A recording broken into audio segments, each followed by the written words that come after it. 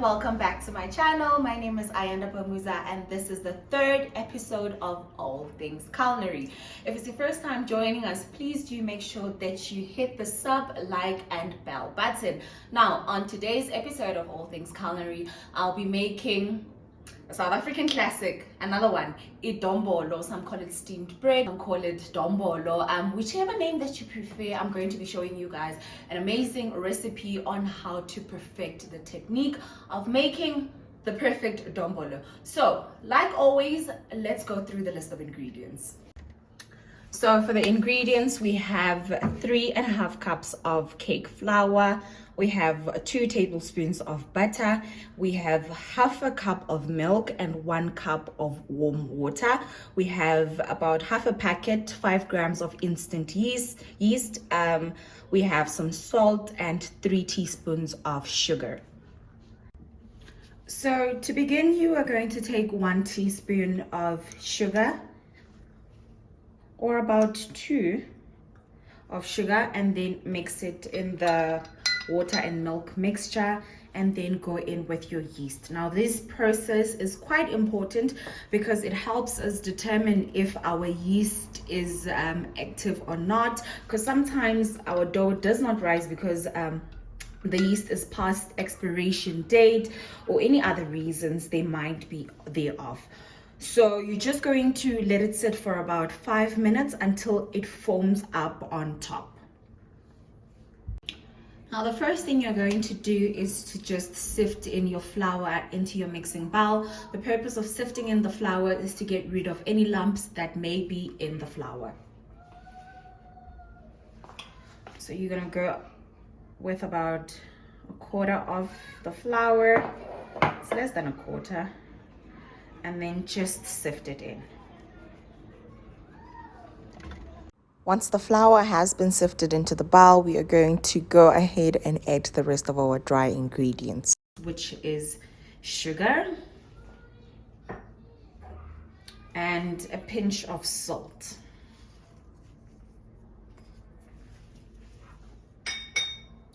And just mix that in and make sure that everything is fully incorporated before we move on to the next step.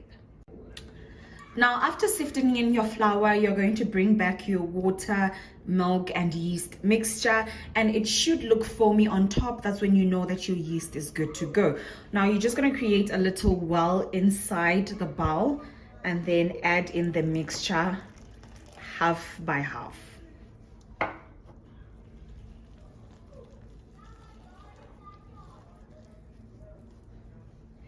And then add in the rest of the mixture.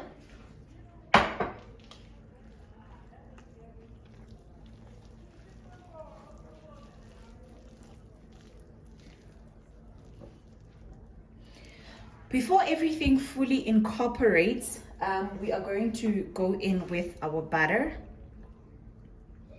and then try to fold before we start kneading.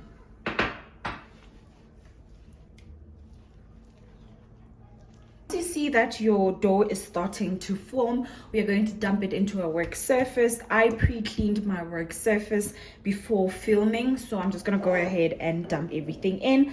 And now we are going to do my least favorite part, which is kneading.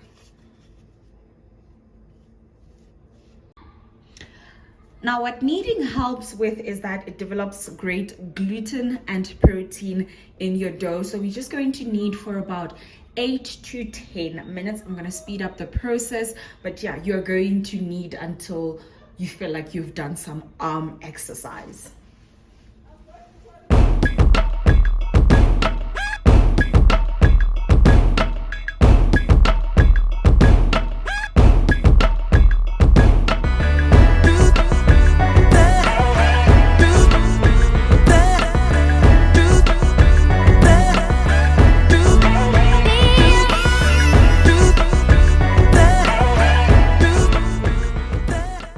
So after about 8 to 10 minutes of kneading, we are just going to prep for the proofing process.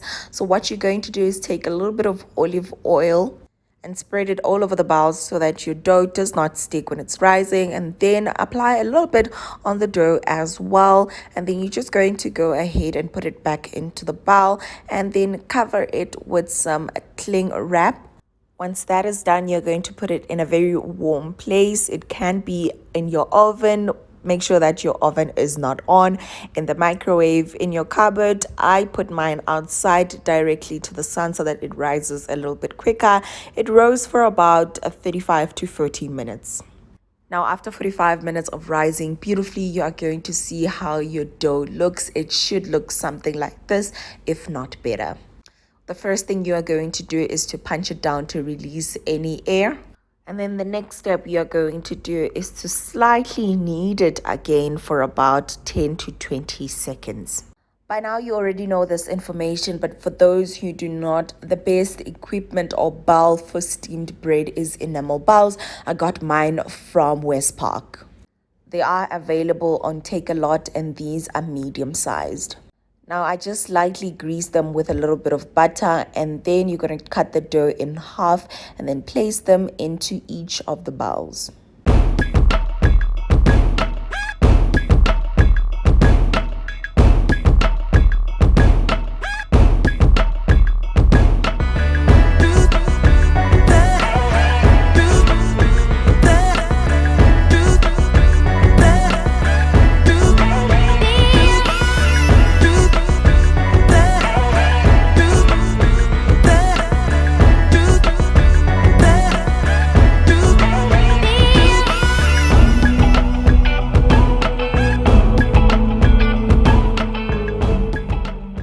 Once you've placed them into the bowls, it's now the second process of proofing. So you're just going to slightly cover them in cling wrap again, and then they will sit again in the sun for about 30 minutes this time.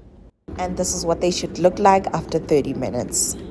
So you're just going to put in about 1.5 cups in the small pot and about 2 cups in the big pot, and then let them steam for about 45 minutes. After 45 minutes of steaming, your babies should come out looking like this. Allow them to cool for about 30 minutes before slicing. You will notice in the video that mine had a slight crust, and that was because I accidentally forgot to refill the water. So in the boiling process, please do make sure that you check if your pot still has water in it to avoid the slight crust. It did give it a nice texture at the bottom though. I think by now you can tell by how fluffy it looks over here that it's a delicious one. And now comes the fun part where you get to plate it. I did mine with a little mix of Sunday course, and it was absolutely delicious. That of course brings me to the end of my video. Please do comment your thoughts and let me know if it's a recipe that you guys will try. And if you have tried the recipe, please let me know how it turned out.